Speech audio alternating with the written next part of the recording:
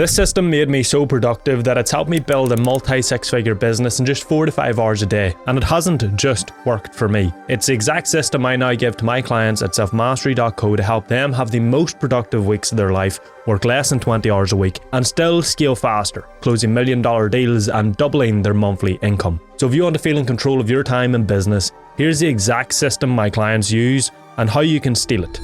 Let's dive in. You can have the best offers, you can hire a great team, you can buy every productivity software on the market. But if you, the entrepreneur, are reactive, inconsistent, and unclear, then your business will reflect that because you are the system. Most entrepreneurs are trying to scale with broken personal operations. They wake up, they react to DMs, they jump from task to task, put out fires, and come 6 p.m. they close the laptop and realize they've got nothing they wanted to get done.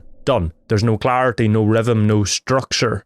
And what happens when a system lacks structure? Well, it breaks. So before you fix your marketing or hire another team member or build another funnel, you need to fix you. That's what a personal operating system is. A system for how you, the founder, the business owner, the entrepreneur, operate. How you schedule your time, how you protect your focus, how you prioritize, how you manage your energy. It is how you stop being the bottleneck and become the multiplier. Now, just before I break down the system, I need to give you a quick disclaimer. This is obviously a pre-recorded YouTube video, so this system is a generalized system, okay? This is the foundations because what I do with clients at selfmastery.co is I give this system to clients, we discuss it, what they think needs adapted, etc., etc. We then adapt it. We then track the data behind the system so we can see what's working and what's not, and then we can pivot from there.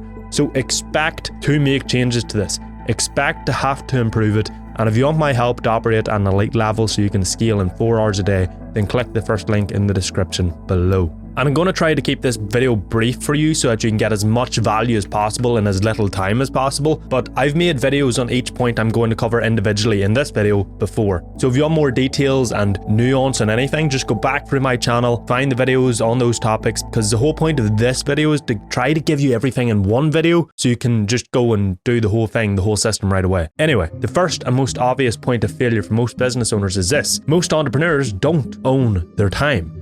They have a calendar full of obligations but no proactive structure and no system to guarantee they're able to work on the right things or get what they need to do done. Their day is one giant reaction, and that's why you're always putting out fires and why you always work all day but struggle to actually move the needle. But the top entrepreneurs, they don't hope to get important things done. They create a structure around them to guarantee they get done. Because when something is structured, it becomes real. When it's not, it's just wishful thinking. So here's the 5-layer system I use and give to clients to ensure that they actually have control over their time. This is the order in which you should schedule your day. MIT's first. So the most important task, what is the single domino that moves the business forward? You do that first. Non-negotiables. So every business has 2 to 3 non-negotiable tasks, which is basically a marketing task, a sales task, and a fulfillment task.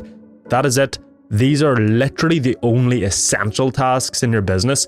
Now, if you're still doing your non-negotiable tasks in your business and they're not delegated, then your MIT, your most important task, will be a non-negotiable task. But you do your non-negotiables second, okay? Then third, you do your strategic action. Your strategic actions are projects that build the future. It could be building out a course, hiring, building systems, any sort of project to help the business grow in an asymmetric way. Now, if you have your non-negotiables delegated, then your MIT will be a strategic action and you do it first. 4, daily wrap. This is where you solve all the fires and answer all the emails or whatever else that popped up throughout the day. Instead of letting them derail your schedule, you do them in this block of time. Finally, there's a few structural principles which you should install. These are obviously going to be custom to you and how you want your week to look, but essentially you want to build guardrails for how you build your week. Maybe, for example, you don't do any meetings before 11 a.m. Maybe you batch all similar tasks, or you have hard stop times at 2 p.m. every day. Whatever it is,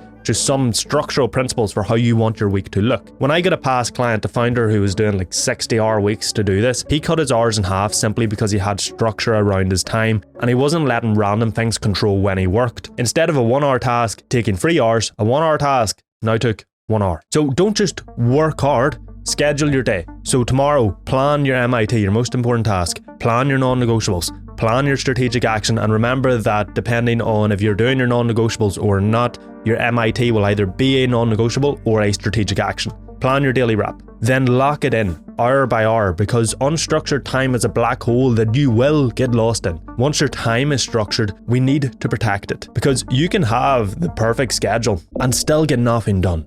Why? Well, because you keep getting distracted. So every time you switch tasks, check Slack, scroll your phone, open a new tab, check emails, you burn energy, okay? You lose focus, you break flow. And here's the truth, most entrepreneurs do not need more time, they need more focus. Here's how you build it. OTAT, okay? Funny word I know, but it basically is an acronym for one task at a time. Never split your attention, okay? Protect your flow. And like this, everybody thinks they know not to multitask, but yet people try and multitask.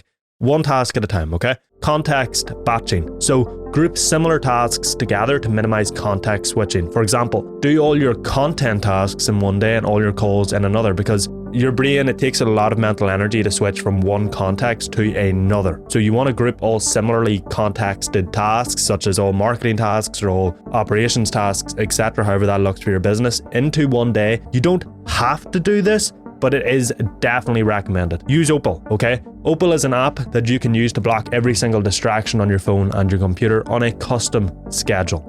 Use it. Communication windows. So you are not a support agent, you're a business owner. You do not need to be responding to messages and emails instantly. All this does is make a 1 hour task take 3 hours because you're constantly checking emails, and then every email brings you down another rabbit hole, etc. So set up 1 to 2 communication blocks per day to respond to messages. Don't just let them steal your focus. Build a fortress around your best hours. And now that your attention is protected, let's talk about what to actually do with it. Because most entrepreneurs don't work on the wrong things because they're dumb. You're not stupid. You just do it because you're unclear on what actually is important. You confuse urgent with important. You wake up and you ask, what should I do today? That is how you actually stay stuck. Because if you don't decide what matters, the world will decide for you. So here's one of the frameworks that I give to clients to help them prioritize more effectively. Define non-negotiables. So remember, your business only has 2 to 3 non-negotiable tasks. What are they for your business? What is the one marketing task? What is the one sales task? And what is the one delivery task? Obviously, when I say, one delivery task or fulfillment task, it's a major task, okay? So these 3 non-negotiables are major tasks. If, for example, your major marketing task is creating content, it obviously has multiple sub-steps or sub-tasks like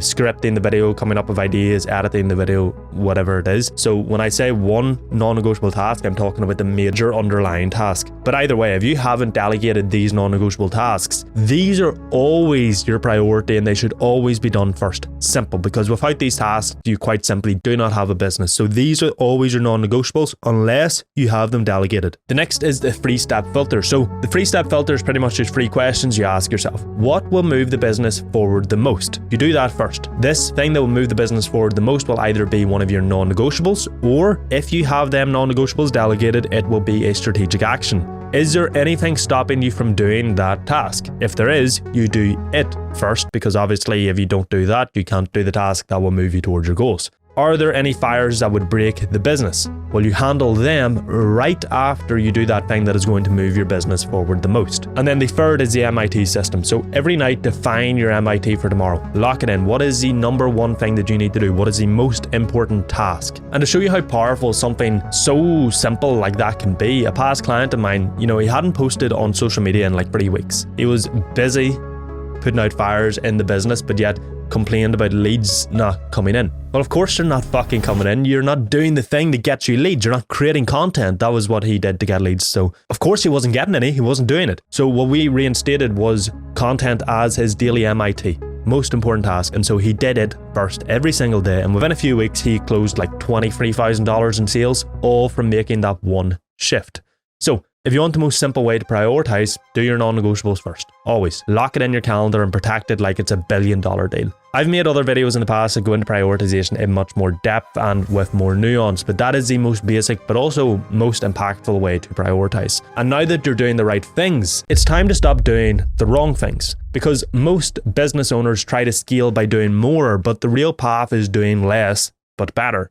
Look, as the entrepreneur, in an ideal world, you should only be doing what the entrepreneur can do, and everything else, well, it needs to be delegate it. Because if you're spending 8 hours a day doing things that don't move the business forward, for example, fulfillment, delivering your product or service, it's incredibly important. It's one of the most important things in your business, because if it's shit, then your business is shit. But it is actually super low leverage, as it actually doesn't grow the business. Now, in the long run, you can make the argument that a good product does grow the business, but you get what I'm saying here. Delivering your product or service does not bring clients or money in the door. It is just necessary for the business to run. And so it should actually be one of the first things you delegate, so that you can focus more on marketing and sales, the things that grow the business. Now, there can obviously be nuance and all to that there, but that's the general principle. And this can be especially true if you have a really operationally heavy business where delivering your product or service takes a ton of time and effort. Delegation. It falls into your personal operating system, as it's crucial to ensure that you're able to execute on the things that actually move the needle. But how you delegate is actually reliant on business systems. So if you want to know how to delegate effectively so that you can work on what matters and leave all the low leverage tasks to somebody else, click this video on screen now and I'll show you how to do that.